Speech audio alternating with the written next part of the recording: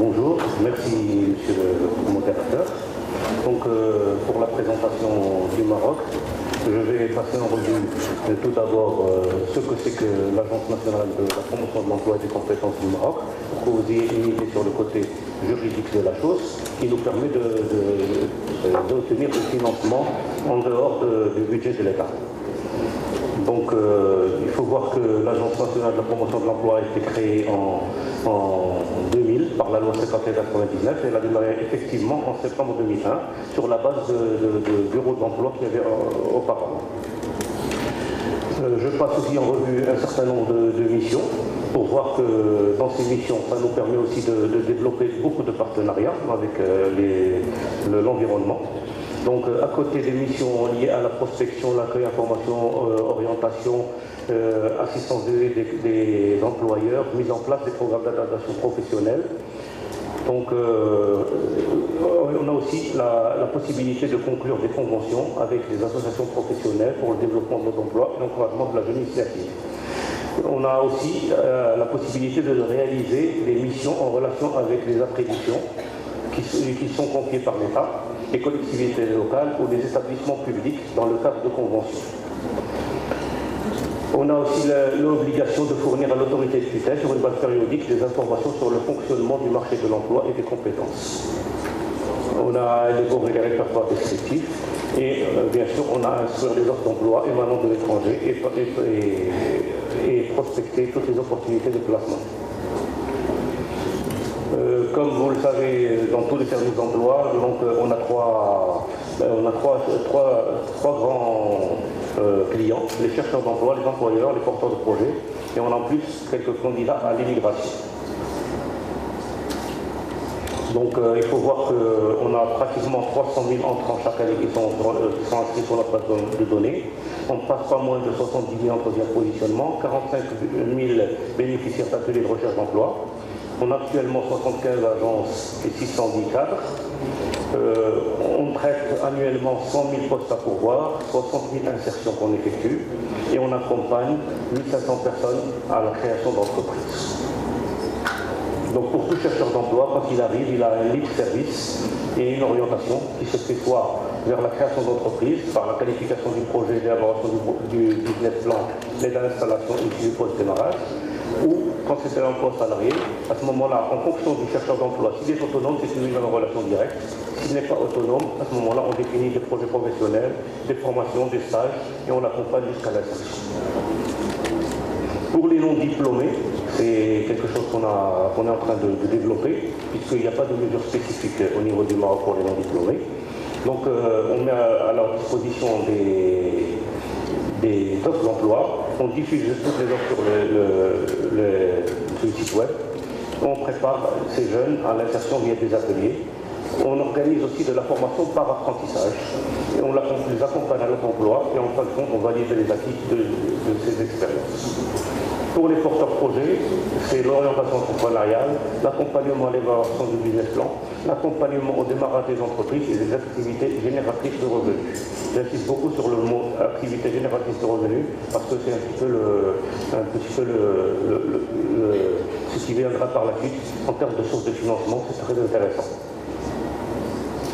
L'offre de services aux employeurs, c'est l'accompagnement dans le processus de recrutement, l'assistance pour le bénéfice des mesures pour l'emploi, l'anticipation des besoins en recrutement. Donc on constitue à partir de cette anticipation des viviers de compétences, moyennant une étude qu'on fait annuellement et qui nous donne les grosses tendances du besoin du marché de l'emploi en termes de ressources humaines. L'accompagnement des secteurs émergents, plateformes et grandes entreprises. Donc tout ce qui est zone shore, avec tous les investisseurs qui viennent au Maroc, à ce moment-là, on les accompagne d'une façon, je dirais, on est très près d'eux. Donc elle se fait par des interlocuteurs uniques, un seul conseiller pour une entreprise. Donc il y a un portail de e-intermédiation que vous pouvez consulter, donc il est ouvert, et un fichier de candidature riche, diversifié, actualisé en permanence. Un partenariat renforcé avec les centres de formation. Donc par rapport au financement, on a le financement de l'ANAPE qui se fait par les données de l'État, par le budget de l'État, mais on a des budgets complémentaires.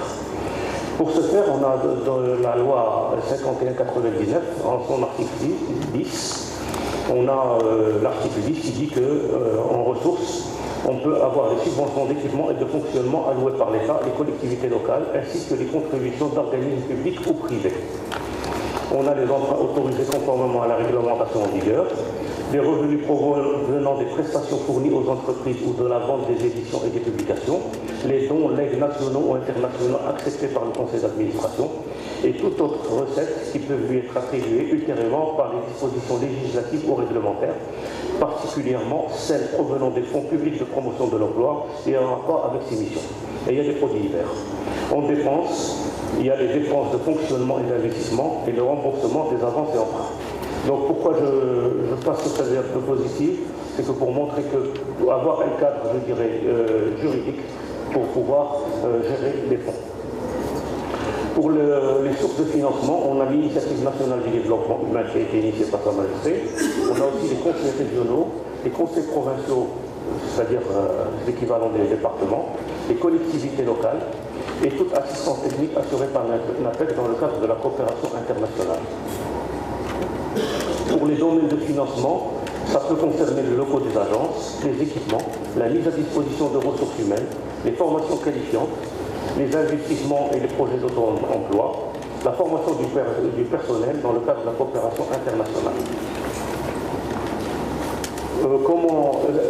Un exemple de modalité de mobilisation des financements, on signe des conventions de partenariat qui fixent les engagements de l'ANAPEC et du bailleur qui va nous donner le financement.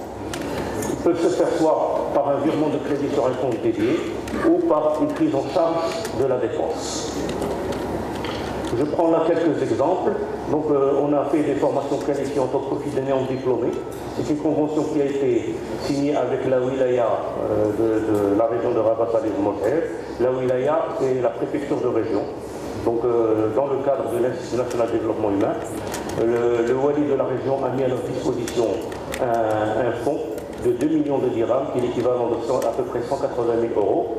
Et on a formé à ce jour 180 personnes dans des domaines, dans des petits métiers, style cuisine, restauration, service.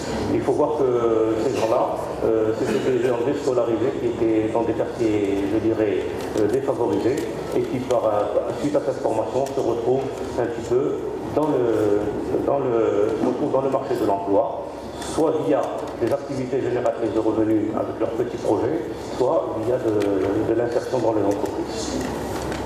Un deuxième cas, c'est la mise à disposition d'un local par la commune urbaine Sidi-Slimane. Donc, pour l'ouverture d'une agence locale à l'APEC avec l'affectation de 2 personnes. Je m'explique, c'est que la province de Sidi-Slimane vient d'être créée il y a 2 ou 3 ans. Donc, suite aux sollicitations du gouverneur, pour ouvrir une nouvelle agence, on s'est trouvé dans le problème où on n'avait pas les fonds pour ouvrir une agence.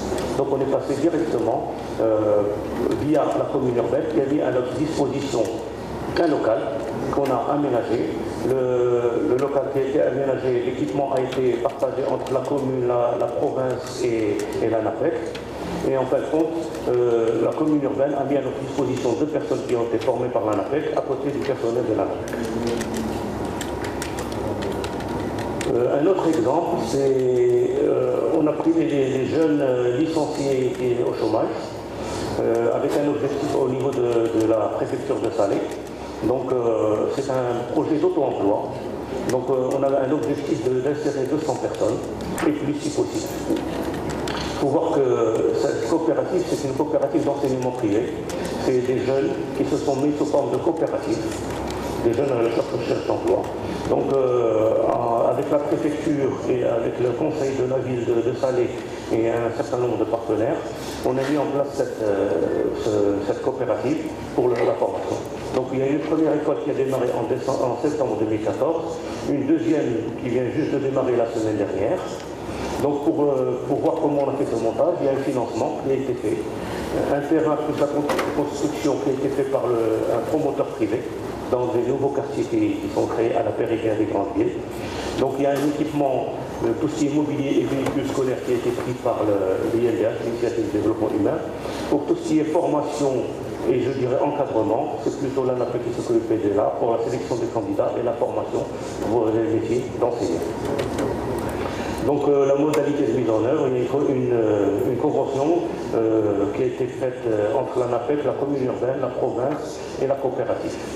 L'impact en emploi, en 2014, il y a 32 personnes qui ont intégré le marché de l'emploi.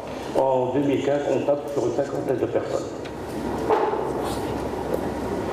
Donc j'ai essayé d'être un petit peu concis, mais je pense que c'est un petit peu voulu et j'attends vos questions.